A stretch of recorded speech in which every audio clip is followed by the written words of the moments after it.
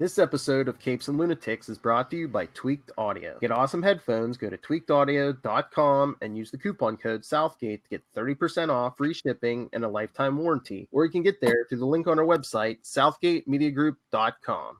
This is Luca Burke, and you're listening to the Capes and Lunatics podcast. I'm Kelly Thompson, and you're listening to Capes and Lunatics. There's a thin line between heroism and madness. Here the line fades to nothing at all. This is a world of capes and lunatics. And nothing is off limits. Good evening, everyone. We're days away from Christmas or whatever holiday you celebrate. Festive Consumers Day. Festivus for the rest of us. So let's get started. Jingle your bells and bring your ho-ho-hos. Anyway, let's begin. Capes and Lunatics, episode 136 starts right now. 33 to go. Well, we'll see every week anyway, so. Yeah, I know. We'll let Lilith plan 169. Anyway, welcome back to the Capes and Lunatics. I am Phil. Joining me, as always, that bashful, blue-eyed, New Jersey. My eyes are brown. My eyes were up here, Phil. My eyes were up here. Oh, sorry. I know you're looking at my There sweet that Captain rat, America. I know. Yeah. It's Charlie, the Professor Essa, coming to you live from New Jersey. And she whose eyes we don't know what color they are because she's in her eternal black hole of the soul. Hey y'all, it's Little Hellfire.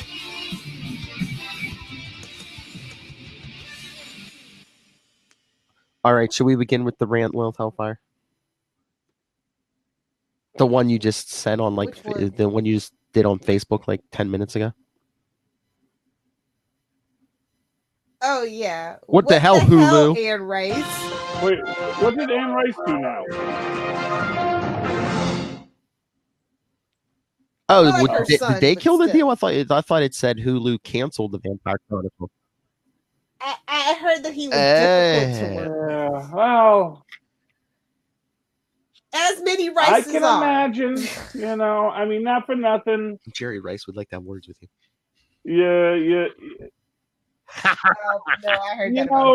You want your kids to do well, but if you become a super successful novelist and the kid doesn't have to work for it, they may get kind of bossy about stuff. So I don't know. Okay, so a deal fell through. We've been waiting forever for this, Have we, Philip, though? and just when it felt like it was going to happen, they snatched it away I know. from us. I don't like I don't know. this. Netflix, can you Well, help they us need out? something, that's for sure. Daybreak is gone, Lilith. I know. I'm still mad at Netflix for canceling Daybreak. Like, believe Yeah, me, I I'm mean, right there with you, buddy. They just want me to cancel my subscription. I'm like, I wasn't going to. But okay, you got just a great Matthew Broderick vehicle here, and you're just going to cancel it. Is that another vampire show? So No, Yeah. zombie. Well, no, it was zombies. So it was the horror genre. Although to be fair, there's like two It was- other shows yeah. that have a very similar premise of teenagers surviving an apocalypse and all the adults are zombies. And not for nothing, that was actually an old Star Trek episode. So, with what's his name? Maynard G. Krebs' cousin, Melvin G. Krebs. He died recently, but he was a great character actor. We said Nerd Star alert. Trek. He was on Star Trek too, yeah, but he was also in that. It was the one where they have the grumps, and when you get once you hit puberty, you get the disease, and then you. Oh yeah, I remember that one. Yeah. Yeah, and he was like the leader, but he was about to turn 18 too. So. And speaking of Star Trek, like I keep saying I'm not going to get CBS All Access. I don't have the money. I'm not going to buy this another service. But they keep showing me damn commercials for Picard on the regular CBS channel. I'm like, Have you done No, your no, free no. trial yet? Just wait until it's done. Yeah, And then well, binge it or and then just see if cancel. it's worth it. You know, that's the thing. It's like CBS All Access is not worth. No, well, I don't know. I It's mean, worth they I got don't the even care about Twilight Zone. Discovery. I just want Picard. Well, I think Discovery sounds interesting. You know, but yeah, I gave it a try. It lost Yeah, my you know. interest. you know what I really want to see? I want to see what V'ger is doing. V'ger and the second captain or the third captain of the Enterprise. I want to see where he went off to with V'ger. Oh no, that the other one.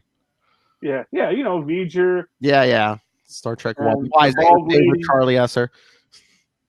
I would put nothing. I'm sorry, what? Is Star Trek One your favorite? I would put nothing past you at this point. I would say it's my favorite. Here's what I'll say. I think none of the Star Treks were all that good, but none of them were all that bad. I think Khan was probably the best. And I'm probably right in that meaty part of the curve on that. I think everyone thinks that, Wrath of Khan was pretty dang good. Just because it has callbacks and all that stuff. And Ricardo Montalban, man. Ricardo Montalban. I see you, BBC America. I see what you're doing the other day. They played Star Trek 2, 4, and 6. I see what you're doing. 2, 4, and 6. Well, people say, no, don't people say the even number ones are the good ones? Wasn't 4 the one that Shatner directed? That's the one with the whales. Cut. Oh, that's the one with the whales. Okay, Voyage Home. Oh, yeah, that's right. Search for Spectre. No, 5th was the Shatner. Yeah. I enjoyed that one too. I'm not going to say I didn't enjoy it. It was not horrible. But I see you, BBC America. Some interesting backstory. Spock's half brother, sure, why not? You know, Sarek, he's been around a while. Yeah, Spock probably had an older brother. You know, humans don't live that long.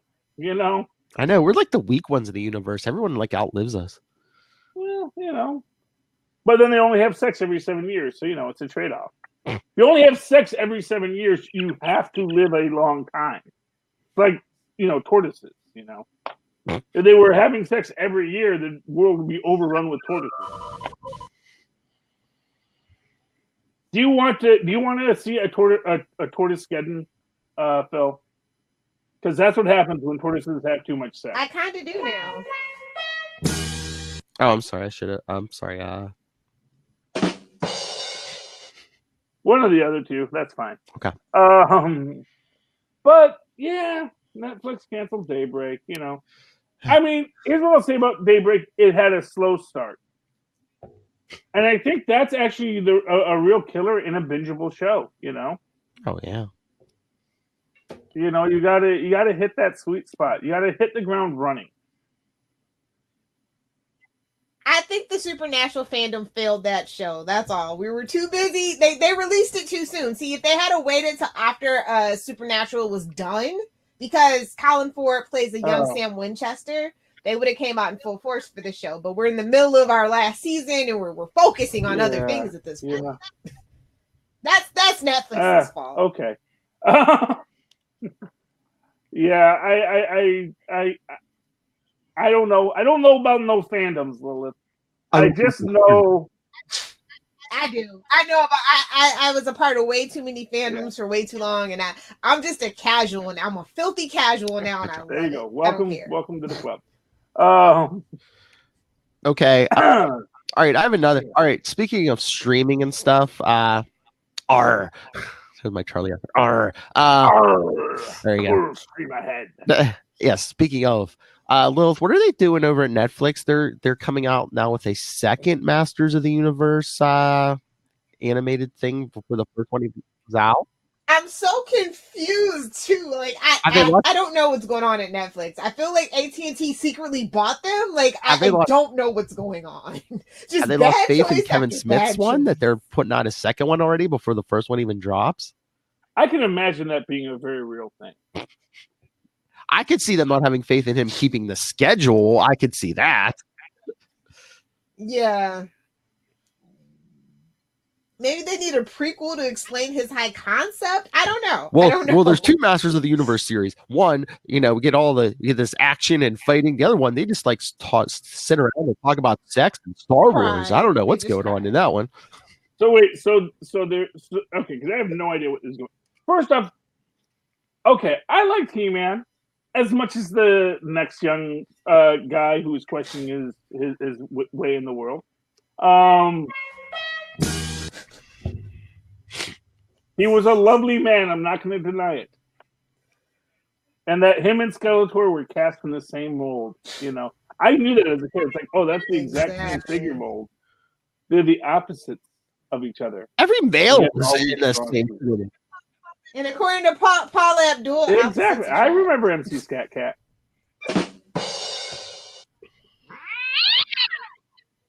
Don't get us canceled. That was Arsenio Hall's first rap appearance, by the way, before he created his Chunky A persona. Which I will say, my favorite rap song is "You Make Me Say Ow" by Chunky A. It is a beautiful song, and if you are too dead inside to know that, I cry for you, Argentina.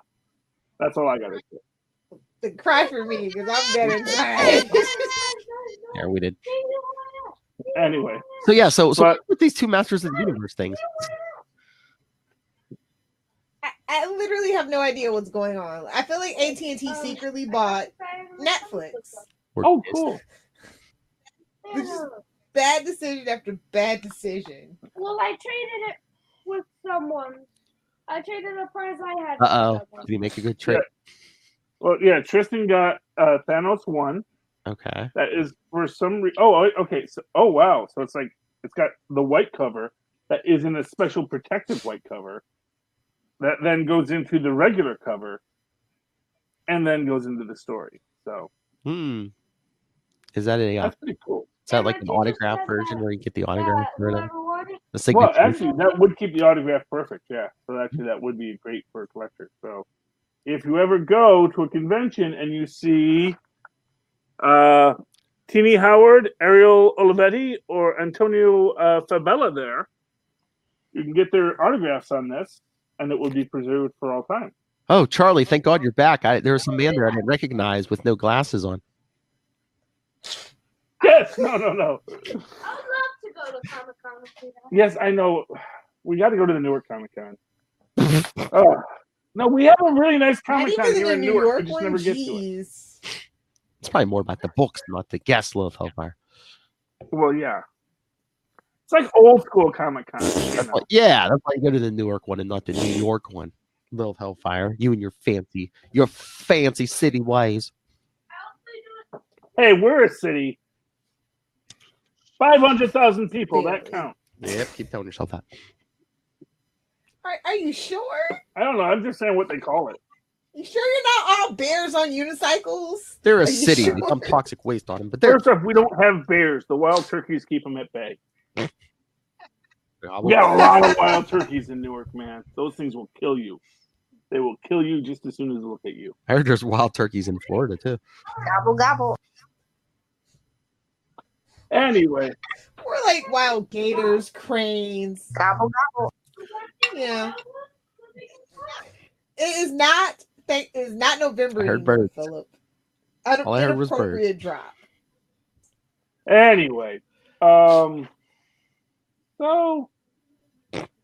Netflix has 2 masters. So first off, I knew that they were doing one that was supposed to be a direct sequel to the TV show. So is this one actually supposed to be the one that ties into the super popular She-Ra series? It's not super popular. It's super popular enough that people keep talking about it wherever I'm watching YouTube. Who's he talking to? Really? Well, I guess on my channel. We're on 2 different YouTubes. No, it's okay. That's entirely possible, you know? I mean, just from the article I saw, aren't they both He-Man centric? Which again, any Masters of the Universe story is going to be He-Man centric. Yeah, I know, but I'm just saying, I don't think it's more He-Man than She-Ra. Not necessarily. He's got some interesting side characters. They could, yeah, but none of them are She-Ra. So yeah, that's true. If you spun out someone else, yeah. I mean, you could do the Tila story or the Man-at-Arms story. Or you could do like a Mandalorian with Man-at-Arms. Or they could do like what they did with the comic book, and it's secretly just a Skeletor show with the alternate universe Skeletor that actually is probably going to be He-Man. The He-Man of that universe. I think that He-Man always will have a problem because his name is He-Man and it's a dumb name. Because it's from the Little Rascals. Yes, it is from the Little Rascals, and it is not a good name. You should not smoke a lot of pot and watch the Little Rascals and then come up with a toy line. That's all I'm saying. That's all I'm saying. That's like my one word of advice. Although they made $1 million. I think that's how all toy lines are invented, if I'm not mistaken. It's entirely but possible. I could be. Popples didn't just come from nowhere. I will give you that. Remember Popples? Or the Shirt Tail Gang? Black Nerd. I was just gonna say it's a redundant name, He-Man. Well, they just want to make not sure necessarily, Philip, that you got it. You get it? Don't get all J.K. Rowling on this kid. He could be non. Hey, this new He-Man could be non-binary for all. True. We don't know for True. sure. It just sounds. It just He could sounds. be they man. What? Or whatever it is. I'm talking to Tristan. I'm telling him not to make a mess, please. Yeah, he just made a pudding noodle with chocolate pie and a straw. So I can see how it could end poorly. That's all. The child inventor. Okay. They're wonderful. I know. Where were we, Philip? So what is this other He-Man about? Okay. They haven't said yet. I don't. They haven't said yet. Okay. Is there any way possible it is based in the Dolph Lundgren He-Man universe? Because that is the He-Man story I want to get into. So much. Maybe. I mean, I think here. Let me double check, but I'm pretty sure all they said so far is they're both animated. So. Oh, they're both. Oh. Yeah. So it's not like live action. I would love Old Man He-Man with Dolph Lundgren. Because think about it, if AT&T secretly, not so secretly, has like a Conan thing brewing, wouldn't the live action He-Man show kind of make sense? Yeah. Well, like I said, if you did Old Man He-Man, you get Dolph Lundgren back. Let him wear pants this time. He's very particular about that now. He likes to wear pants in his job. He'll take the shirt off. He's happy to do that, but he wants to wear pants. Okay, so the second one's difference is basically that it's CGI versus the other one being 2D. Oh, well, that'll be awful then. No, what CGI cartoon has ever been, aside, unless it's named Pixar? Green Lantern. That did pretty good too. You can't turn your nose up. The cartoon actually did way better than the movie. That is literally the lowest bar you can limbo under, Lilith. I may not be Hermes. I know Justice League, the movie would like to have a word with Fantastic you. Four would like to have a word with all of you. Well, that's Marvel, and they actually have a very high bar. So that's what I'll say. It's like not in the animated universe. It don't. True, but the Fantastic Four films, Yeah. Although honestly, that was the lowest bar they had to clear, and like I said, the Hermes Conway I did right under that. So even Stan Lee didn't go near that thing. Yeah, no. Well, they didn't. They were too good for a Stan Lee cameo, which is right there where that's going to be a bad film. When they say, "Well, we're too good for a cameo," and Stan was like, "Thank you, not believer." Oh, by the way, I have to ask. Okay, so this one's going to be developed by Brian Q. Miller of Smallville fame. So I don't know. I'm more apt to watch that one. That's good. Okay. Philip, how old is Luca? 6. Okay. I was listening to you talk about him on the Deadpool podcast about his fascinated with football stats, and I thought you said he was in 6th grade. I said he'll be that kid probably when he gets to 6th grade. Oh, running the yes. Honestly, that's cool. Hey, I love that your son's a sports nerd. That's cool. I think that's a very cool thing to be a sports nerd. With most things, I think it's more he's a numbers nerd. Well, yeah, but That's how you get to be a sport. That's true. Yeah. You don't get to be a sports nerd unless I your mean, numbers. basically, he's going to be loving baseball in like 1 year then, if he's a true numbers nerd. I don't know. I mean, Baseball's all numbers and we statistics. watched a and- little baseball, but it seems to always come back to NFL. Yeah, you see, the problem is that even a nerd can get bored. So, Oh my! doesn't matter how many numbers you put into it, you can't make everything entertaining. Slowest sport. Oh my! No, that's golf. Oh god, that's a bad sport. That's not a sport. That's a game. Tiger Woods would like to have a What? word with you. Golf and bowling are not sports. If you can drink while you're doing them, they're not a sport. Hey, did you know there's a live action movie like in the works? Bowling? No, I don't know who Noah Centineo is, but I'm gonna have to look him up. So wait, what is there a live action movie of? He-Man. Yes, they did it. It had Dolph Lundgren. It was fantastic. She's saying there's another one. No, Will it be Old Man He-Man with live action Dolph Lundgren? No, it's some new kid. It's not even Arnold's son. What the hell? Is it Dolph Lundgren's son? Oh, this kid is like, ew. Isn't What, that- what did in they- the did they, Ezra like, Miller reverse and Nick Boba Jonas Fett? had a baby? Is this? What? Is this Is it going to be What like is emo this? He-Man? It is. Oh my god, you guys need to look up Noah Centineo. Like this dude looks like Ezra Miller and Nick Jonas had a baby. Like what? No, not my hashtag, not my He-Man. This looks worse than the freaking Wait, Jim the Holograms reboot. what's this like, guy's I'm name? calling it. I'm calling Noah Centineo. CENTINEO. That is a mad name. That is a made up name.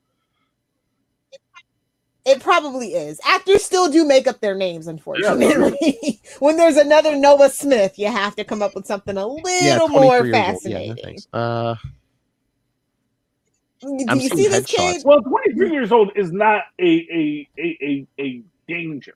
Yeah, but he looks like a Disney Channel kid. You know, that's not. He is a Disney Channel kid. I'm pretty Oh, yeah, sure. here it is. Yeah, the Disney. Yeah, he was in a Disney Channel. Is he at least like 90s wrestler, like athletic? Like No. remember like in the 90s when all the wrestlers No. got small but jumped a lot? Let me find a picture and I'll send it to you, Charlie. Oh my! Oh, I don't want lord. to see. Look at this is- twink. He's not even blonde naturally. I can't deal with this right Hold on, now. Hold Why on, did I Charlie. I'm look? shooting you a picture on I'm Messenger. so Oh, I don't have my. Where's my phone? Oh, there's my phone. Okay, you can send it to me. Okay, we have to. No. We have to fix the He-Man universe. Okay, Netflix, call us. We will fix it. Him, Charlie. I'll say What this. do you I'm going to think, say this in his defense. His neck to head ratio is solid for He-Man. So He needs if they keep the camera focused on his neck, we're fine. Right, literally. Yeah. That's not what the girls roll up. Mhm. You He-Man kind of do for. that reverse. Or the other Gotta people. do a I reverse get it. Steve Rogers. Well, they could put him in the gym. They could give him some steroids. I don't know. Are they gonna pull? Oh, they're gonna They're gonna pull a Zachary. Oh God, who played Bane? Who played Bane? Tom Give Hardy. him that treatment. No, I thought No, not Yeah. Tom Hardy. She means the original. No. Oh, Tom Hardy. I'm talking about. I thought you were Tom gonna say. Hardy. I thought we were just gonna pull a Zachary Levi from Shazam and put him in like a padded suit. You know, when comedians can get ripped quicker than you can. I mean, as much as I like Shazam, Well, I first mean, off, Zach putting on kind masks, of made it you a have to little- have the right build to put on masks. This is what I'm saying. This guy, Everyone- based on his head to neck ratio, he's got the body that he could put on masks if he was required to do so by contract. So he might not be. Look. This is how you know. Trust me, I'm German. I know about head neck ratios You because love we are hair all off. Okay. we're like a solid head neck structure, and we're basically potato people. But Charlie, when we want to get big, Who we eat get first big, very training? big and very quick. We just have to actually want to go lift. Okay, we'll see. You know. But seriously, Netflix, call us when you need your He-Man universe That's right. fixed. I got some ideas. Speaking of stuff that needs fixed, did you see? Remember we were ripping on Birds of Prey coming? Did you see it got an R rating? Yeah. That's DC's new thing. I told you guys they were going to lean into that R rating thing, R and I'm for kind of what? happy, R but it's for still what? trash. Oh, because two girls are probably kissing or something. I was gonna say they probably did that, so they're like, "Hey, what does this movie need?" And there's Some about 3 F-bombs, F-bombs in it. Well, you only get 3 F-bombs and you're an R. You know, you can't do 3 F. I can definitely see Harley dropping a few F-bombs to Mr. J. You can do it. You can literally do it in like one scene, and now you're an R-rated film because. But no, I think it's probably for the girl. It's going to be some girl on girl action. We all know how the MPAA feels about that. Not for nothing, but wouldn't that have been the case already? Like that wouldn't have been a shock. I think that. Well, this is the thing, though. Sometimes if you have enough clout and sway, and you know some of the people on MPP and the MPAA, you can kind of talk to them, and you can go, "Oh, if I cut this, then let's do that." And maybe somebody didn't want to give any ground and say, "Fuck it." We're gonna lead into this R rating. No, well, we were talking about F-bombs. It is Friday night. It is Friday night. Only Don't judge me. Yeah, Rob. This podcast is rated teen sometimes. But no, I just were they debating this for a while? Maybe because I swear they were. Some of the I think so. Somebody didn't want to cut something, and because now I swear some of the just a few weeks ago, some of the commercials were saying this movie is not yet rated. Yeah. Like I'm telling you, they're like, well, we're gonna run with this Joker thing and see how far we can get it. No, it's an R-rated company. This when they ever say this film is not yet rated, it means they're shooting for R. And it's one of two things: either we're PG and we're trying to figure out how we can get it R, or we're X and we're trying to figure out how we're going to get it down to R. I don't think this was ever X. Or no, sometimes it's NC-17. Oh, well, yeah. I don't even know if X... That's really what the line is. We don't do X anymore. Yeah, I know. Okay, it's NC-17. Fancy R. Which is fine. Like, I don't remember the last NC-17 movie that even came out. Like, is that even a thing anymore? It still exists, technically. I don't think they get wide releases, though, do they? Well, not really, because, quite frankly... I think the last one I saw was like Varsity Blues or whatever the parody for Varsity Blues was or something. One of those teen. You gotta remember the film industry isn't based around film anymore. It's now, video. And so video on demand. Yeah, and there you don't even have to worry about it. So why go through the trouble? Well, you still have to list it. Well, I guess. Not really. You just call it the uncut version. And the uncut version is usually not any much worse. Ratings have ruined everything because they're not actual ratings. Trust me, and that's a whole nother. Like literally, I could have a whole episode about the MPAA. Okay, I could literally have a very long, lengthy discussion about it. Not arguing. As I like to call them now, the councils of Karens. Yeah, although. That was today's episode of Facts of Life. Was it I was actually really, I watched a lot of MeTV, and so they do all these retro shows. Today's episode of Facts of Life was how a small group of loud parents, like the Million Moms, which is just one mom, or the what is it? The Catholic Council for TV is just one guy in his mom's basement. Or whatever it is. Yeah, and then they had a story where Bieber was falsely accused of a crime, and I really loved that because like I was sad as I had to get in the shower right then. I was like, man, I bet this is going to be a real dark episode where they deal about the fact that eyewitness testimony is not always accurate. And you can't always. SPU would like to have a word with you. Eyewitness testimony is never accurate, Lilith. No, I know. Trust me, I know. You don't have to tell me crime statistics, okay? No, I'm sure you do, Lilith. I'm sure you do. You're a very well-educated woman. But no, but yeah, 50s TV. They used to go crazy, although technically different. Facts of Life was like 80s TV, but they tried to do their very special episodes, and they were about, I miss very special episodes. The only show that I know that still has them is like Blackish. Yeah, well, that's because Seinfeld said they were lame, and so no one wants to do them anymore. I think some of these kids need a special episode because have you met these kids? Well, okay. Once they get off your lawn, Lilith is so Oh, old. everybody knows to stay off my lawn. Trust me. Oh, that's where we need Netflix, an Old Lady Hellfire series. Come on. There we go. Not so old lady. I want to see the prequel. I want to see Young Lady Hellfire. Oh my lord! Oh my lord! I got the perfect title: Old Lady Millennial. Old Lady Millennial. Yeah. Elder Millennial, although that is taken by one of my favorite comedians. If you haven't seen it on Netflix, check it out. Lilith Hellfire is the senior millennial. You know what? I'm going to tell you right now, Phil, that is an elevator pitch that could get us $1 million. We need to pitch Old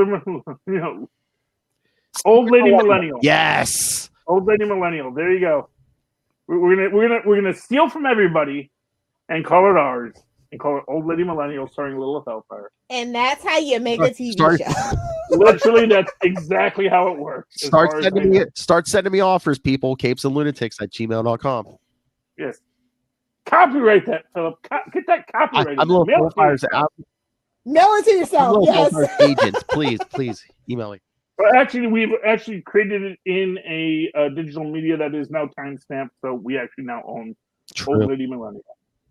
We're using it as Old Lady Millennial. Friday, December 20th at 8:41 p.m. Yes. Hashtag Old Lady Millennial. Let's get it trending. There's an L in there somewhere.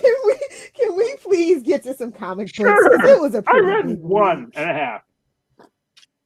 Oh, you poor thing. Oh, but speaking of Harley, did you read Harleen, Lilith? I did. The cover turned me off, and I almost didn't want to, but I didn't judge a book by its cover this time. You're not supposed to do that, they say. But sometimes covers make it hard. Sometimes it tells the tale is all that I'm saying. And with a Harley book, usually it's very true. If you see a beaver and poison ivy, you probably want to skip that issue. That's all. Oh, come on. The art's been great on this book, and come on. Sex scene, I knew Lilith Hellfire would be here for it. Yes, exactly. they were definitely like, what would Lilith like? But I don't know. The art is great, but an $8 book, I need a little more. $8? That's my only. Well, it's one of those big ones. Yeah, it's the prestige format. I know. And my day, graphic novels cost $5, which is what a regular town. $8 and no dong or anything. Yeah, I know. Well, you know, I mean, maybe Harley's fans are not necessarily into dong. Well, why can't she get? They're in the Well, yeah. Well, if Batman, that's what I'm saying. If Batman can literally swing his dong through one of these $8 books, why can't Harley get naked? Thank you. Oh, well, I don't need her to get naked. I need a better story. I'm tired of Harley running on TNA. Well, it was an origins. It was the origin story. I know, but they finally did move this book forward with this issue. Thank God. So that was the best thing about this book. But I don't know. I think it's off the list. You know, honestly. I was listening to a really great film series. The last issue, I think, which was good about how we really don't want origin stories. We really don't care why Han Solo is sexy ne'er-do-well.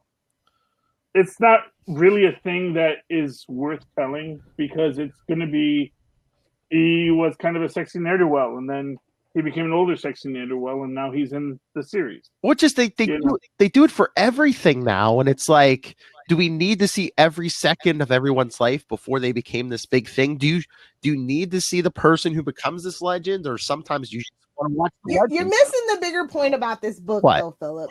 This is a glorification of domestic abuse. I don't appreciate it. I know. That's the whole thing with Harley. I mean, well, yeah. I don't appreciate it. I mean, they lean into that skid so hard, and I'm so sick of seeing kids on Tumblr and Facebook. Oh, I want to love like Joker and Harley. Do you really? Do you really? Why? When there's Morticia and Gomez. Why? If you want a weird love, there you go. Why when there's Herman and Lily, quite frankly? Morticia and Gomez, honestly, they had the advantage of great wealth. And if you're wealthy, then hey, who cares what you do? But I like Herman a lot of people because they were working class people that found their way in the world, and I love those two. I'm sorry. I'm a Herman and Lily guy. I'm blue collar. Hey, if Bernie you really Sanders, feel that way, you 2020. should watch the Addams Family animated movie that just came out. They really give a great backstory to them. Oh, that is Just amazing. saying, No, if you're worried no. about their wealth. Honestly, oh, that was such a good movie. Yeah, Yeah. Oh, you saw it? You're like me, you, and like 2 other people. we saw that when we couldn't go see this film we were supposed to see for free, and then we could still see a film for free. We just had to go see another film, and this is let's see the other film. Surprisingly good. The animation's a little weird, but once you get past it, great story. Honestly, I feel like they should make the animated TV show from that. They should try again with the animated show from that movie. Oh, I 100% agree. I mean, it was a great film. It was a fun film. Fantastic backstory. They incorporated both the live action films, the TV show, and the original. So much love, so much nerdery for freaking Addams Family. I loved it so much. It was fantastic. No, it was and, Charles Addams created a really great idea, and it inspired a million copies and a bunch of great shows. So. Okay, the good thing I will say about Harleen though is that I do like the spin that kind of takes it a different direction about the conception of how Joker and Harley met though, but it's still just a mess. Yeah. What did you think about the whole Two-Face stuff? I thought that was interesting but unneeded. Because we're not gonna have time to really explore what that means, so it's just like, why even bring it up? Or were they trying to tie her to someone other than the Joker too, though? And he's just as weird and whatever. I guess we're just gonna forget about Poison Ivy. Is the point? She needs some D in her life. I guess she's dehydrated. I don't know. Well, okay, but again, this is the origin story, and of course, I think this is the thing about Harley Quinn is that her story really takes off when she becomes a star, when she breaks away from the patterns of her past and makes her own pattern. I mean, let's face it, this was meant to be a sidekick, a gag character, sidekick in one episode because they decided it might not be appropriate for the Joker to pop out of a cake. Literally, that was all it was they didn't want to give the gay vibe by having the Joker pop out of it. Although, let's be honest, we know who he's gay for. Joker and Batman are kind of. Well, yeah, Avi. It's like him and it's like Stoop and Lex. Kiss already. Yeah. Thank you. Shut up and kiss. Oh, by the way, I haven't seen what was it, Rise of the Skywalker yet? No, not yet. No. I'm going tomorrow. Oh, there's apparently I'm very nervous. nervous. That everyone is that everyone is. It's a kiss that makes everyone mad. I heard it's just something in the background or something. Even that's not a big major thing. Well, yeah, I mean that's the thing. Well, I don't know. All I've heard is that people those characters aren't even a couple, which is a weird statement to hear. Because I just see people complaining because it happened. I see people complaining because it's not it's not a major thing in the movie, so it's you can't please anybody. Yeah. But it was apparently okay by China. So China said these random characters can kiss as long as we it's don't not care. Supernatural, we don't care. Well, honestly, hey, they worry about that. Not for nothing. 90% of their hate on the Uyghurs is that they're religious, and China is super afraid of that opiate of the masses because when people start believing in a universal brotherhood, they suddenly start to ask, well, why should one person be in power and I should be oppressed? Meanwhile, in America, but hey, so we were talking about Harleen. Lilith, have you watched any Harley Quinn yet? No. Oh my lord! I mean, I shouldn't love this show, but I do. It's episode 3. So it gets better. Well, yeah, episode 3 last week. She's putting her gang together, so she gets Clayface, who's very theatrical. Does she have the hyena yet? What? No hyenas yet. Does she have? But she does get a Legion of Doom cast off Dr. Psycho. Shut the front door. because he gets kicked out of the Legion of Doom because I guess even Lex in the Legion of Doom cannot work with someone who calls women the C word. Don't drop F-bombs in the show. I guess he showed up. I guess she showed up on Thursday. Hashtag That's Wayne's right. World. Like they don't drop F-bombs and everything on here, but the minute Dr. Psycho uses the C word, they bleep it. It's so funny. That is odd. Americans aren't meant for the C word. Just Like, out of curiosity, it's just that is Dr. hard Psycho C British? I don't believe so. But I don't think okay. so. He So then he does. Because it's appropriate over there. Like they say it like left and even right. he admits he just has a problem. You know what word I've never been comfortable with? Oh boy. Douche. Which is now like totally socially acceptable. I'm like, why? Why is that socially acceptable? I don't get. It just seems like it's bad for everybody. But maybe that's why it's socially acceptable, because it's like, that's not a good thing in general, and we're calling you that, and okay, I guess that makes sense. And the bag it came in, to quote yes. Big Bang Theory. But some of the cast, Tony Hale plays Dr. Psycho, but guess who plays the Joker? Charlie asked, sir. Is it Mark Hamill? No, it's Alan Tudyk. Oh, I do like Alan Tudyk. Mm-hmm. And they got Diedrich. He is twice the man that most men are. Diedrich Bader voices who? Batman. Oh, that's such a cute callback. He shows up. Was that, the Brave and the Bold? Yeah.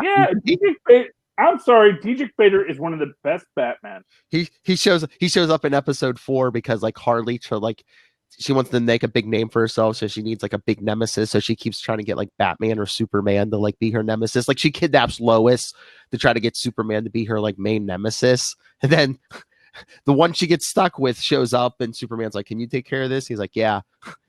She gets stuck with Damian Wayne. Oh, I feel for her. Oh yes, I was seeing that. And Damian is very inappropriate. He's supposed to be 12, but the kid they get to voice him sounds even younger than 12. It's hilarious. But it's so weird because like it's Damian. He would swear, but like he really didn't swear in this episode. It's weird. Yeah. Oh, I did recognize Gordon. You know who they got? He's gonna get some bat soap in his mouth. All right, I'm about to get Lilith on the Harley Quinn train. I didn't even recognize him in the first episode. You know who they got to voice Commissioner Gordon in episode 1? Who? Christopher Maloney. Oh,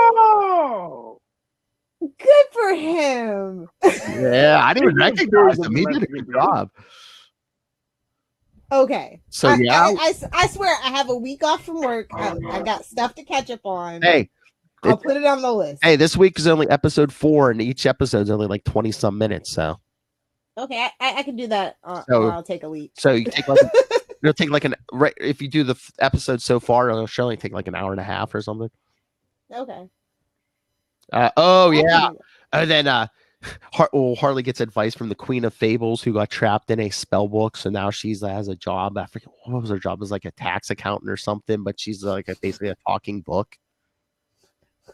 And guess who the Queen of Fables as a talking book is? Wanda Sykes. Oh my God. I'm already picturing it. I love me some Wanda Sykes. I'm telling you, man. This Netflix, where's my Wanda Sykes special? I haven't had one in like 6 years. Get on that. Netflix, you're dropping the ball here. Or Comedy Central, whoever wants to fight over that. Isn't she doing more producing now? I don't care. I need a comedy special. And in this episode, Lilith, you remember in New 52, she had that guy. He was like that old guy in the wheelchair. He was like a cyborg almost. Yeah. He's like Poison Ivy's landlord. He shows up in this episode. Guess who voices him? Who? Jason Alexander. Oh, that is so perfect.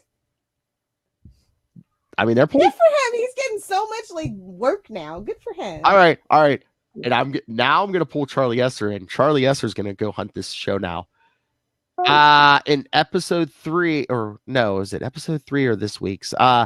They add to the crew Killer Shark, who basically is like their hacker. Yeah, I know, Ron Funches. Yeah, he's their hacker. But yeah, Killer Shark played by Ron Funches. I was actually, because Ron Funches was on. By the way, have you seen Ron Funches recently? He cut his hair and lost like 400 pounds. I'm not sure how I feel about any of that. He does have a girlfriend now, though. So I think that may sort of like when Bill Gates started like to comb his hair when he got married. So good for that. But yeah, no, I know that Ron Funches is King Shark. King Shark. I got a little sad watching him on Conan because he badmouthed Powerless. And I'm like, dude, you never badmouth someone who cashed you. You know, I get mad when now the guy who used to defend Desmond Pfeiffer badmouths Desmond Pfeiffer. And it's like, you know, look, it may not have been the best show, but you got to say, but I feel I brought something to it. You know? Yeah, so I don't know, man. I'm like, right now, skinny Funches with combed hair. You forget where he came I from. don't know if I'm on board with this anymore. I don't know if I can trust. You know, it's the Funches Will anymore. Sasso effect. I'm just saying, he doesn't sound like a delicious snack food anymore. Here's my drop. I'm just saying. I would have said something like that. That sounds like something Lilith Hellfire would say. Yeah, it's just like, okay, so, you know, you're combing your hair, you're skinny, you're bad-mouthing your old projects. Like Nicolas Cage saying, oh, I'm actually named after John Cage, the famous composer who wrote a song that was no song at all. You are, you know, you all Luke Cage. We know where you come from. We know who you are. Don't act like we don't know who you are. Yeah, but I still love Ron Funches. He is funny and he is delightful. Oh yeah, he's still delightful despite, you know. Hey, we're gonna have to do some of that animated for the Batman show once we're done with Nightfall. Wait, what now? Before the Bat. No, what animated? You know. What? Harley Quinn. She's tangentially related. Oh yeah. Well, we can do that. Yeah. I'll watch that show. Yeah. I actually really do want to watch the Harley Quinn show. I just don't want to pay for all of the DCU to watch it. Oh, my sweet summer child. It should be coming. I'm sure it'll land on HBO Max eventually, right? Well, that's the idea. It's like, you know, I'll spend $10 to see that show. I don't know if I want to spend $10 every month to watch it over a course of 8 weeks. You know? Yeah, I don't know if it's even $10, is it? I mean, I paid for like it's the $8.99. Oh, is it? Isn't it? Or $7.99? It's like one of those. Well, I got it in the beginning. I got like the year membership or whatever. That's like up. Yeah, I got it for like this. What was it? The 70 for? It was like, oh, it wasn't even a year. It was like 15 months or something. Yeah. Yeah. That year thing is much better. All right, let's get Lilith all fired up. Lilith, it only took 2 or 3 years, but did you read Doomsday Clock number 12? Yeah. Like what? How? Fired. Everybody's fired. Dear DC and AT&T, you need me. Everybody's fired. Get out. So what? Does everything have its own Earth now? Yes, that seems like what is happening, unfortunately. Which is, it's like the cheat of all cheats. There's an Earth 1985 now for everything pre-crisis. There's an Earth. You think that's where Crisis got that from? They were like, hey, we're doing this thing with Doomsday Clock. Eventually, it should be out by the time your thing's out. You want to incorporate Didn't that? Marvel do that first? Like, isn't there Earth 66 and then Earth 72 with, you know, that Hammond guy? Then Earth Japan. Isn't this a Spider? Aren't they stealing this from the Spider-Verse? That's all I'm asking. I don't know who did Multiverse first. I think it was DC. And I want to know if Jeff Johns is telling us that Disney's eventually going to buy DC. Because Dr. Manhattan keeps talking about all these future crises happening. And what was it? In 2030, he says something about, oh, yeah, Superman fights Thor, but then he gets saved by a green behemoth or something. Well, that's just your normal cross comic book talk. Honestly, first off, Disney isn't going to buy DC. Disney owns Marvel. They don't need another group of superheroes. It's like. But Charlie, eventually, They're gonna be stagnant, so they have to own everything, Charlie. Jeez. No, you don't want to own everything because then the government stops you. They did. Okay, sure, buddy. What world are we living in now? There's no such thing. I live in the world of regulation. 1984 where AT&T was once the phone company.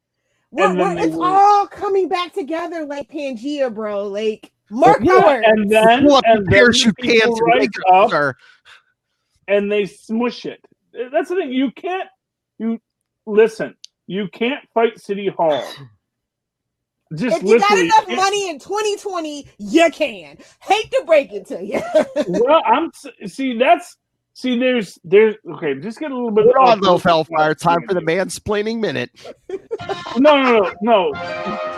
I'm not mansplaining. I'm explaining because of my opinion. I'm opinion splaining. So here's my opinion. Come on, cis man, let's go. Don't assume, Philip. Let him get to his point, Philip. Well, no, I'm way more fluid than being a fat bearded guy may make you think. All that said, I like a lace collar as much as the next guy, and then several other guys next to him. A sexy adventurous freak. As I've said, in a democratic republic, you actually have a power of popular will.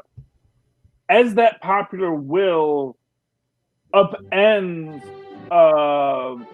financial expediency, then that popular will push away a certain change. Now, granted, powered people and moneyed people do seek to subvert that, and they have done a good job subverting it. Corporations are people, so. But it is an untenable plan to try and dominate humanity, especially through legal means. You can dominate humanity through violent means, and certainly we have tried that. And they just want their next hit of The Mandalorian. I have no faith in humanity, especially not Americans. That's all I'm saying. But that's the thing. We want The Mandalorian, and we'll pay for The Mandalorian, and we're paying for The Mandalorian. Disney doesn't need to go wave its proboscis around like Dr. Manhattan and say, look at me, I'm taking over everything, because Disney knows I already got a lot.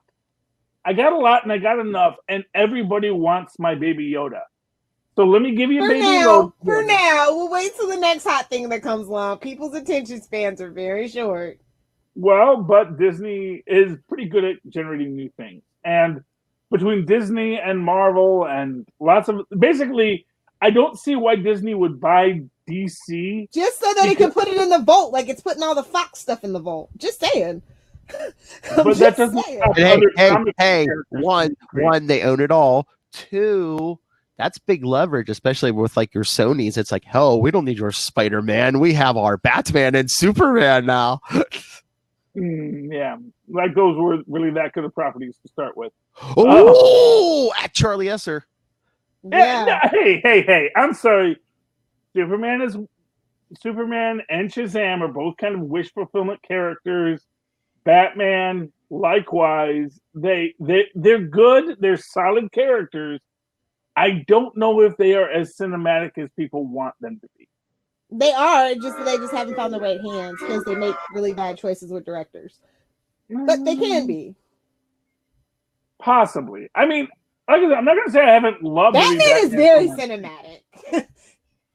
Well, Batman is very dramatic. So here's what I'll say. Snyder would probably make a fantastic Batman film. No. Sorry. No.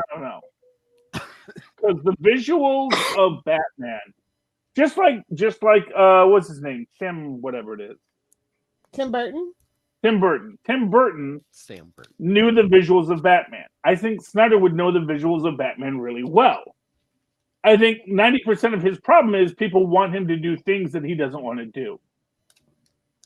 You know, I think that might even be freaking Sucker what's his Punch name? would like to Benedict's have a word problem with you. that people say, "Oh no, we need you to do Superman," and they're like, "I don't want to do Superman." They're like, "No, we need you to do Superman." It's like, "But I want to do Batman," and they're like, "No, do Superman instead." It's like, "Okay, I'll do Superman." But honestly, if they would just let these really talented people make the film they want, they might make a better film. You know, let them pick the character, let them pick the story, let them tell the tale they want to tell. And for what it's worth, from what I see from Disney, is they let people come in, say, "Well, who would you like to work with?" And they say, "Well, I'd like to do this story." So, "Well, pitch us a story." Say, "Okay, that's not the story we want to do." And then they send that guy on the way. But say, "But we're going to keep your card. And we're going to call you when something else that sounds like that might be good for you comes in." You know, but it's like but I think Warner's comes in and says, "No, we need to do a Superman film." And so they said, "Get somebody who can do comic books." And they get Snyder. And they're like, "Well, you do comic books, right?" He says, "Well, yeah, I do very kind of esoteric visual comic books." It's great. You're doing Superman. It's like, I don't know if that's the right project for me. He says, "We don't care. He took the money. He thought he could be, you know, at the end of the day, they took the Everyone money, will they took take the the project. money, It is what I'll it take is. the money, you know? It is what it is. Yeah, it's like, but that doesn't mean that's a good business model. And my point with Disney is I just don't think that their business model demands that they own everything when they already own enough. Just you mark my words. You'll live long enough to see Disney's Skynet. Not everybody is avaristic, Willis. Even okay, corporations. if you say so. Even corporate. Well, let me put it this way: corporate avarice can be limited by the intellect to know if I take too much, people might try to take away from me. But if I take enough, people will continue to give me massive amounts of money, and I can seem like a nice guy because I'm not. Nobody thinks Disney's nice anymore. That went out the window mid-90s. Just saying.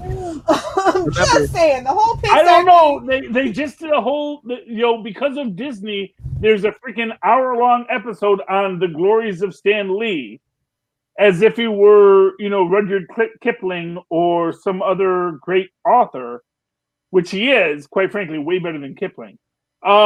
Well, without all the racist undertones and overtones, sure. Might be literary nerds. I'm just saying, Rudyard Kipling, he's a very, if you want to look at your classic, imperialist literature, he is your go-to guy. Oh my lord, yeah. The apple doesn't hold up well over time. That's all I'm saying. The apple juice at full saturation. And yet Disney's still making his stuff too. So and those have failed poorly, by the way, in comparison to other things. So I don't know. I think the Jungle Book film did pretty good with Jon Favreau at the helm. Did it again, it's numbers wise? Did it? I don't think it lost its paycheck. Okay. Weren't we talking? I don't have the numbers directly in front of me. Poor but I know Phil. He just likes to talk about his funny little picture books, and we keep interrupting him. Joker Smile, Killer Smile #2. Did you read that? I did not. You can keep your $6 on this one. To be Okay. honest. Sorry, Jeff Lemire and Andrea Sorrentino. Another Prestige Plus book that I'm just like, at least it was only $6, I guess, and not $9. I was really disappointed because I was like, Jeff Lemire writing the Joker. This could work. So you just passed right over Doomsday Clock again. So what? You don't care that the Kents are alive again? No, not really. I think that takes something away from it. I think I don't know, because I'm old. I'm just like, okay, I've had my time. I got something that's been missing since New 52. Exactly, but it's like, well, that's kind of relatable. As he's grown older, every crisis, they either get killed off or brought back. Yeah, that's kind of how it goes. Not for nothing. Don't you think if Clark has Kryptonian technology that he's going to keep his parents alive forever? I think he could, but he won't, just because that's how he was raised. Yeah, they wouldn't. He's not to play God. They wouldn't. Well, no. Well, see, it's not playing God if his parents. See, playing God is keeping your parents alive when they're on a ventilator. When it's like, yeah, I'm still 23 skidooing with me and the missus. It's a good life. And I've lost a lot of friends, but I made a bunch of new friends. It's like Data. says, yes, of course I would outlive my friends, but then I would make new friends.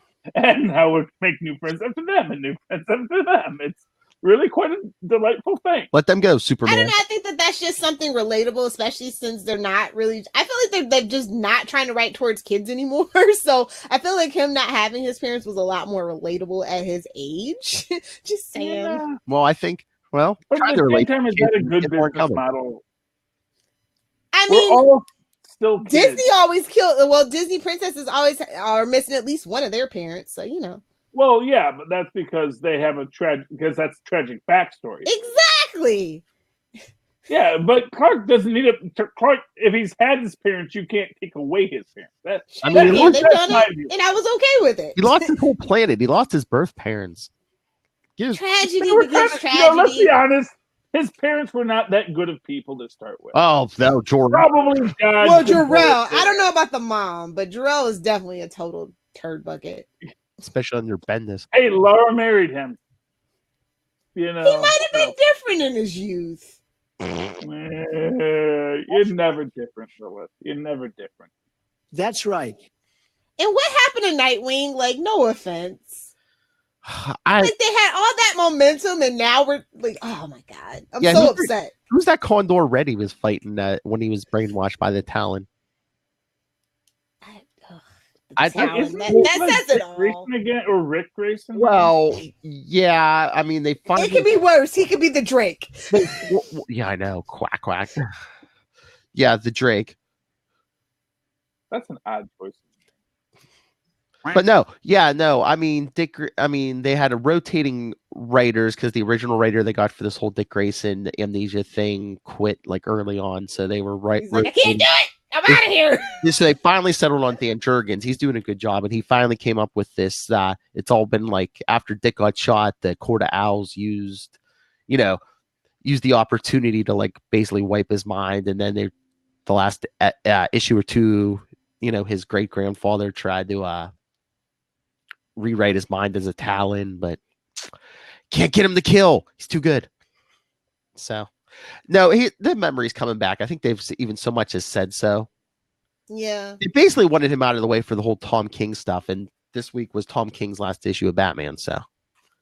Yeah. And that was so unfortunate, like, that they had to do that. Like, you don't necessarily, like, you really messed up a whole character when you could have just not had him.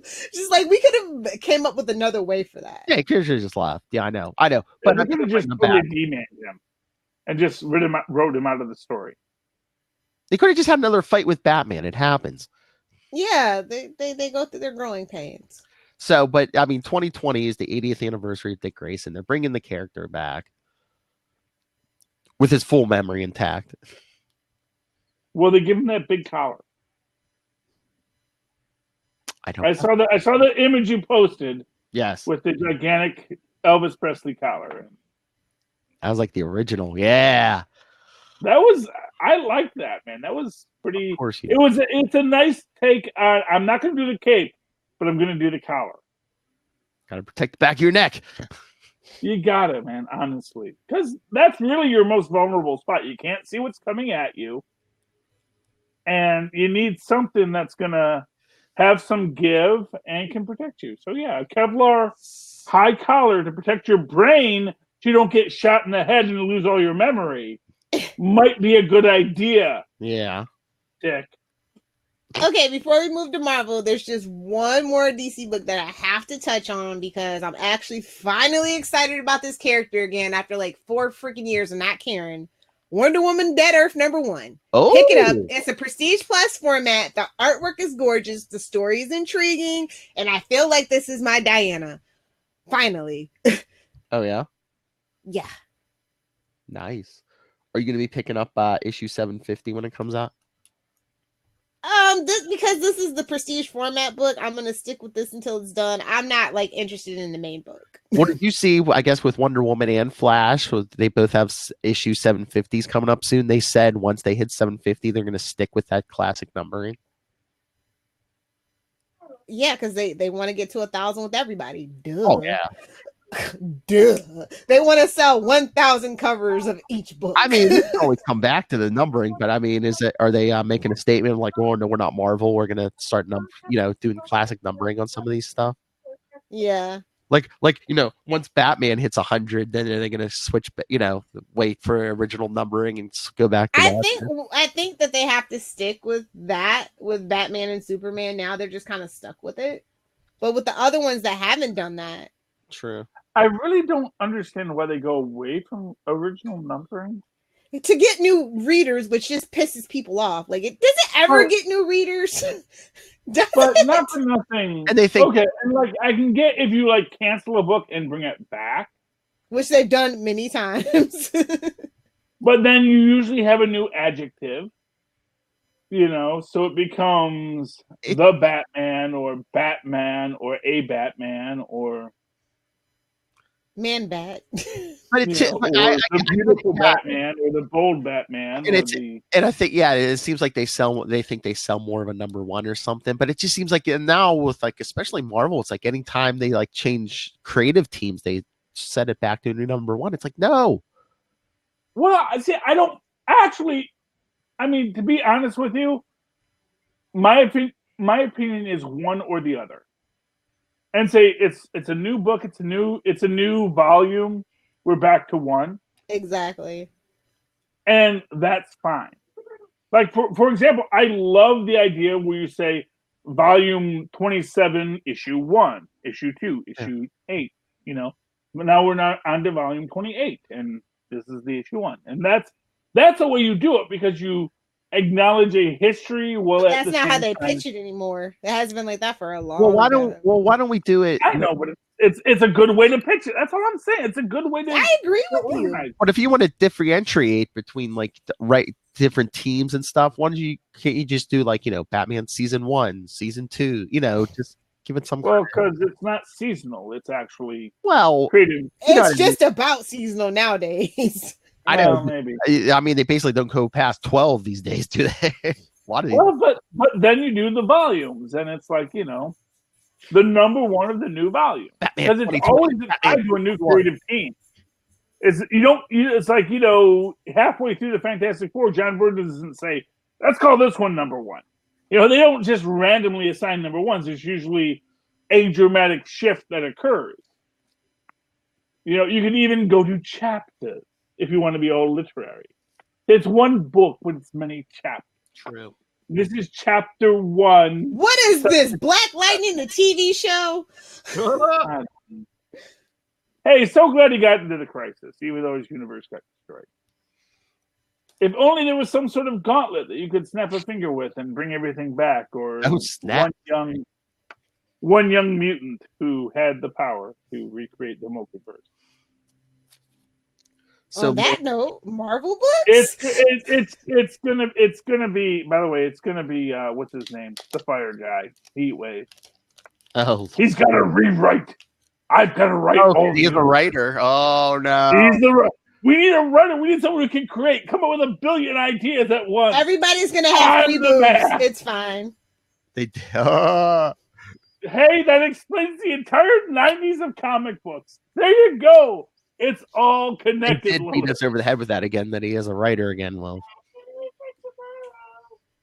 give it to Heatwave. He deserves it. Give Heatwave and then poor Dominic Purcell can finally lead Legends. He's like, Whitworth Miller, why didn't you take me with you? Why? Okay, Lilith, what Marvel book did you want to talk about? We've got Gwenpool Strikes Back number 5. Oh.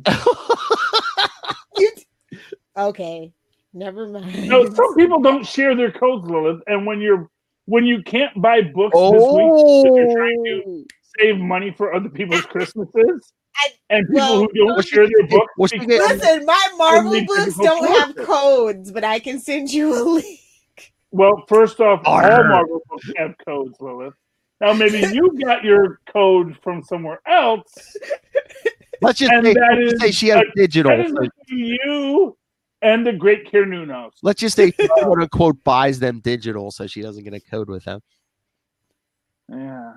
Well, again, sharing is caring. Well, okay. I mean, I know how you feel about that particular form, so it's just like, but I'm more than happy to.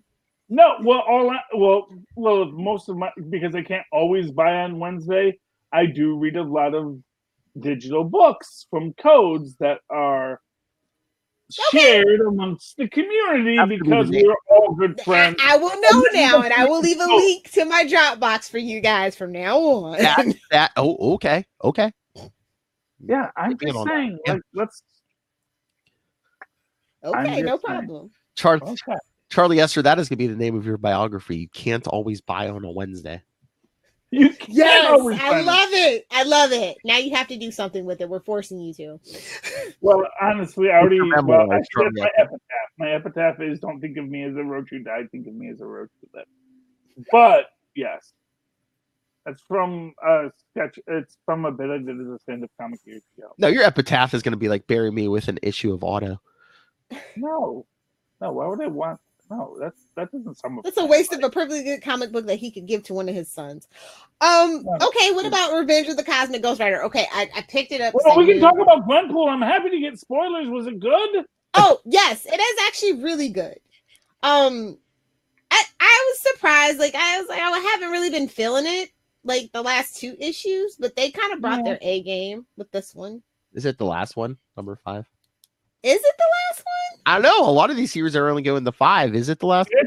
It's a mini series. I was going to say it wasn't ongoing. I knew that, but I didn't know if it was. No, well, here's what I'll tell you. Well, it makes sense then. I think that makes sense. It might be the last one. Home though. That's the thing about it. They're not sending her home. Yeah, like that's the thing. It was kind of like. Yeah, it looks like it's only 5. Well. Yeah, well, they sent her home in the end of the last. I think. Yeah, but it's ambiguous. It's almost like it's the wrong place or something. So I was just like, oh. Yeah, well, what it is this is sort of that's the shtick. It's sliders. I was like, Gwenpool has been sliders the whole time. What? Because she's already in the comic book and she knows that. So and she knows that there's a good chance the real Gwenpool has already gone home. And so she knows. I totally got slider vibes. Like, no lie. I was like, wait, this can't be. It's because they did that in the original series too, where it was like she went home and then she wasn't home because it was actually her brother manipulating reality because they were both thrown into this universe. So there's and for what I'll tell you, Lilith, if you read Marvel, the history of the Marvel universe, Gwenpool gets a shout out. Gwenpool gets highlighted as was enjoyed manipulating reality so much. Well, they did kind of lampshade the fact that the ending's kind of close to unbelievable Gwenpool, I guess. So yeah. Oh, breaking news.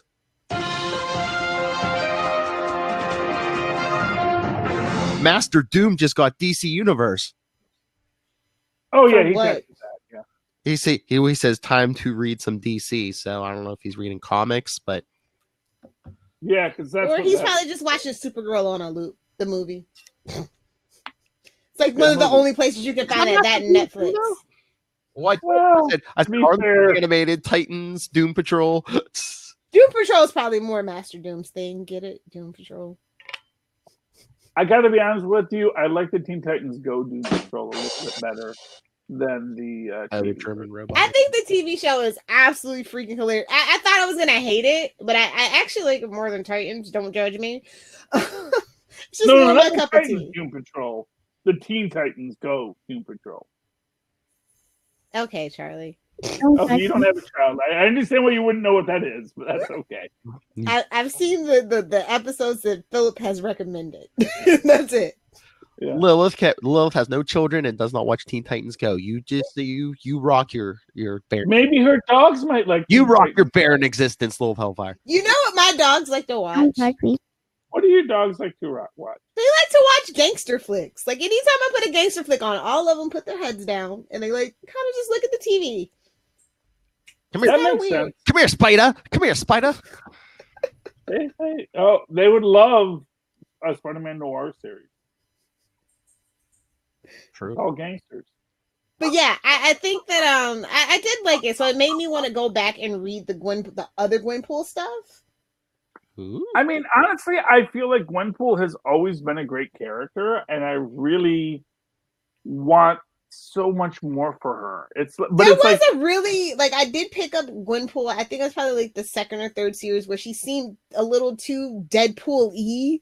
And everybody kept telling me, "Oh, she's not just," but she kind of seemed Deadpool-y, like over the top. You know, at the start of this series, they actually make this point. Like, look, this is Deadpool with pathos because it's Deadpool, but she's a little.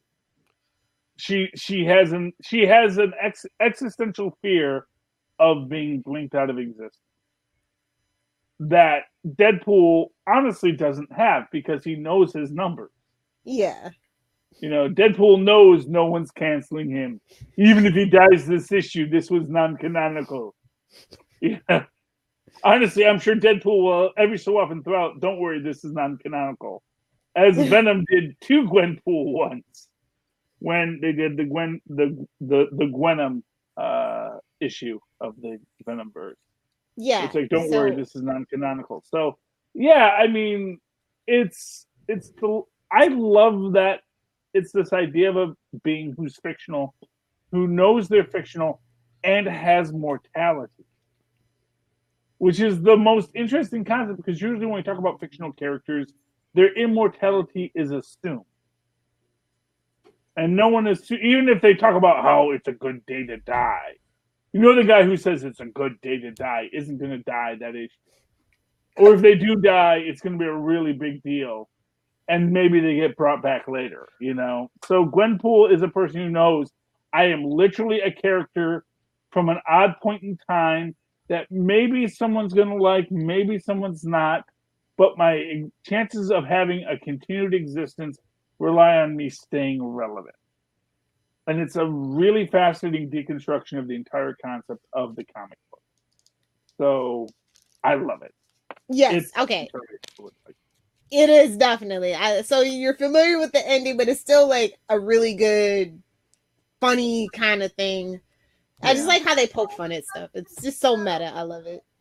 Well, it is literally a book about someone who's from outside of the fourth wall. Wait, what do you want to ask Phil, Tristan? Which stormtrooper is better, the old ones? Okay, Tristan, you can't say old ones because we're all old. You have to say the original trilogy, which are 4 through. Oh, Star Wars. Yeah, Star Wars. I was gonna say I don't know. So the prequels, the first trilogy, or the new, the first trilogy, and the new trilogy. So, Philip, which are the better stormtroopers? The first trilogy, which is New Hope through Empire Strikes Back, or the new trilogy, Force Awakens through Rise of Skywalker? Probably the new one. I'd say the new one. Probably the new one because they can aim, right? Exactly. And then we also get the gray stormtrooper too, so yeah. And they are better. I'll be honest with you, Tristan likes the Sith troopers and the Death troopers and all these new versions. I like that a lot too. So Tristan loves a new skin. Tristan will buy a skin as soon as you offer it to him.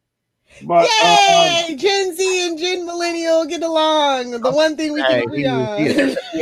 But he actually likes the old school design. He feels that the original trilogy, New Hope versus to Empire, are the better design. I think he likes that 70s, that circular feel. Oh. Well, you know, it's a very BB-8. I love BB-8, even though I like literally have never seen a very Corvette design. You really look at the original Stormtroopers. You know, I just want to remind you guys that Marauders #4 is out. Just gonna throw that out there. It's a good story. If you're an X-Men fan and you like pirate themes, it's for you. Why are the Marauders pirates? Because they're on a pirate ship. But weren't they assassins? Pirates and assassins go hand in hand. Have you not seen Pirates of the Caribbean or Assassin's Creed? We're in a whole new territory. Pirates were generally speaking freed serfs and slaves who had found a way to find Threw out their shackles by murder and pillaging. Yes. Well, by murdering and pillaging, mostly people that were putting people in shackles. Let's be honest. Yes. Acceptable murdering and pillaging. Yeah, well, X-Force 4 this week, and now they're painting X-Force as the mutants CIA. It's like, okay.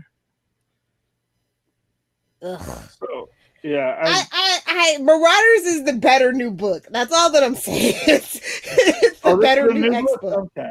So. It's an X book that you might not even know that it's an X book. So I just want to keep putting it out there. So you don't forget about it, so it doesn't get canceled, because I will murder someone and maybe pillage them as well if this gets canceled. You have to pillage before you. Oh my lord! Not necessarily. Don't you judge my kinks, Charlie. Why do we see a dead body turning up in Lilith Hellfire's property? I'm thinking the other thing that you do with pillaging. So, yeah. And actually, you can do that after you murder as well too. So, but it's not it's really not appropriate then. Hey, then you're getting into your your Angela Abar kind of stuff there. Hey Lilith, did you read Daredevil? No. Okay, maybe. Should I be reading Daredevil again? Like, it's so hard to keep up. Yeah. Okay. That's Phil telling you to read Daredevil, though. Yes, I know. That's like him saying, "Should I read the new Nightwing?" He's like, "Yeah." No, there's been times where both Philip and I go, "Yeah, this is a do not recommend." It was like at least 3 issues where we're very honest. Okay, I'll take your word for it. I mean, I haven't read this issue of Daredevil yet, but honestly, the last couple Daredevils, they, once you got past the Daredevil's a jerk and kind of now he's. Like, he manipulated a woman to be a sexual conquest, and now that woman's kind of being needy. Yeah, that's Matt Murdock. Yeah, well, it kind of, it kind of reminds me of freaking Fatal Attraction, where he's all happy to manipulate this woman into a relationship when it suits him. Watch your But the second that there's a pushback, it's like, well, hey, honey, I'm not sure I'm ready for that level of commitment. And it's like, you know what, sweetheart, maybe you shouldn't have dug this ditch to start. So this is based on last issue, not this issue. So maybe this issue, it's all redemptive, and Matt Murdock is a great guy. Oh yeah, he's already moved on. Oh, he's already moved on. Hey, Charlie, I have a super. Already moved on from the woman whose life he destroyed. Well, that's nice of him. Hey, Charlie, I have a super connectivity question for you. Mm-hmm. Hypothetically, if I got next week's incoming, would you want to discuss it on super connectivity? What is incoming? Well, yes, I see it's a book. The $10 book where basic. Well, again, we talk about that Master Raider guy, and it basically goes through every Marvel character, and then they basically tell us what Empire is going to be. Empire with a Y. Oh God. Yes. So this is a book that's already come out. No, hypothetically, it comes out next week. Well, you just showed me the book, so unless you're getting books ahead of time. Oh my God. Okay. So next week a book comes out called Incoming. Yes. Yes. Yes. Okay. Yes, I will text my guy to pull it, and I will pick it up this weekend. Okay. Would you like to talk spoilers this week, or would you like to wait till next week, till you've read it? Well, let's wait till we've both read it. Let's just be fair. Okay. Fair enough. I will pick it up. We will discuss Incoming next week. Okay. On Super Connectivity after it comes out. All right. And here's another question for both of you. Next week, what do you guys want to talk about? Because there really is not a lot of comics next week. I thought we were doing our holiday special. No. Oh, I was thinking about it this week, but I don't care. We can do that. Do you want me to see if we can get some of our friends on here? Yeah, then we'll just do like, what'd you like this year? Shoot the breeze. Yeah. Like? Okay. Yeah. Charlie, talk to Mozzie. Maybe I'll talk to our friends in Alaska. I mean, if we get enough people, definitely bring up Kristen if she's available. She's a little Kona. Yeah, Kristen left. Yeah, can always anyone that wants to stick around can roll over to Super Connectivity. Okay. Yeah, I mean, if we get enough people, we might just have to Skype it because yeah, this only holds 3. Hey, it didn't freeze up today. Hey. Don't jinx it. We're almost done. I know. I just want to remind guys that John Constantine Hellblazer #2 is out and it's back on Vertigo where it belongs. So get it while it lasts because Vertigo is not going to be a thing anymore pretty soon. Oh, yeah? Yeah. They're folding back into like the Prestige Max or whatever lines. Yeah, but is this technically Vertigo? It's like, was it Sandman Universe or whatever? Yeah, which is Vertigo, sweetie. Oh. It's like Marvel and Eclipse. They bring Eclipse back. But it says Black Label. It doesn't say Vertigo. Technically, it's Vertigo. Like I said, it's folding into, but it's not official until 2020. I thought maybe they were just keeping it as Black Label or whatever. Yeah, it's folding into that. It's just not going to be Vertigo anymore. Unfortunately. All right. Anything else, people? We're almost at an hour. No, I know you guys got another show to do. Yeah, I got another show to do. Yeah. I mean, we were mostly going to talk Mandalorian. But yeah. You didn't watch that, right, Philip? I watched it today. You baby Yodas. That's right. Get on the train, Love Hellfire. Baby Yoda is Star Wars now. All I need to know about the Mandalorian comes in the form of memes. Yoda. Okay? All right. All I need is Mandalorian memes. That's it. All right. Well, let's get out of the way. All right, everyone. Send your thoughts on comics, movies, TV. If we do our holiday special next week, what do you want to hear us talk about? The best and worst of 2019. Email us, capesandlunatics@gmail.com. Call the voicemail, 614-382-2737. That's 614-38-CAPES. And remember to check out our social media. Links to all of the various social media of this Capes and Lunatics and Capes and Lunatics sidekicks at Linktree, linktr.ee/Capes and Lunatics. And remember to support the sponsors: Tweaked Audio, Hunt a Killer, Pod Life the book. You can hear me talk about these two in there. Be our little secret. And check the show notes on this and every episode for the link to the Amazon for when you shop on Amazon.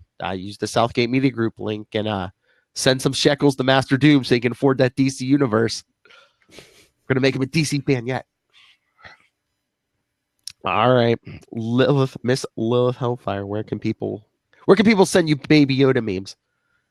If you want to send me baby Yoda memes, you can find me at Twitter, on Twitter at Lilith Hellfire, and on Instagram at Lilith Hellfire 69. She's 12 years old. Hello, Megan. All right, Charlie Esser. Well, if you'd like to write to me in that old-fashioned email way the way Mars and Paz once did, do so at superconnectivityblog@gmail.com. That's superconnectivityblog, all one word, @gmail.com. And then, of course, follow me on the Twitters that I tweet things, but not the Stan Lee "We Love You" retrospective that aired on ABC tonight because we were recording right now. But I do tweet other things when I feel like it at Charlie Esser. That's CHARLIEESSER. Look for the 2 E right there in the middle. For quality. For Estonia. For esoteric. For Freedonia. All right. But yes, again, join us next week. We'll do our end of the year special. See if we can get some friends, can get some Aussie Manzors, can get some Tyler Patrick. I'll reach out to the Real Housewives of Florida. Lilith, how close are you to Atlanta? 8 hours. Oh, because and a 1 hour flight. I think 2 hour flight. The end of October, Diana and Marnell are going to be in Atlanta for, I don't know if it's Walker, Stalker, Con, or one of those. Yeah, I saw that. Oh, did they do that? Yeah. So, you and Marnell could actually there you go. Talk about. All right, for another week, we have been the Capes and Lunatics. And this should go up Monday. So happy Christmas, happy Hanukkah, Merry Christmas, happy Hanukkah. What are you, British? It's Merry Christmas, you filthy animal. John Constantine. All right.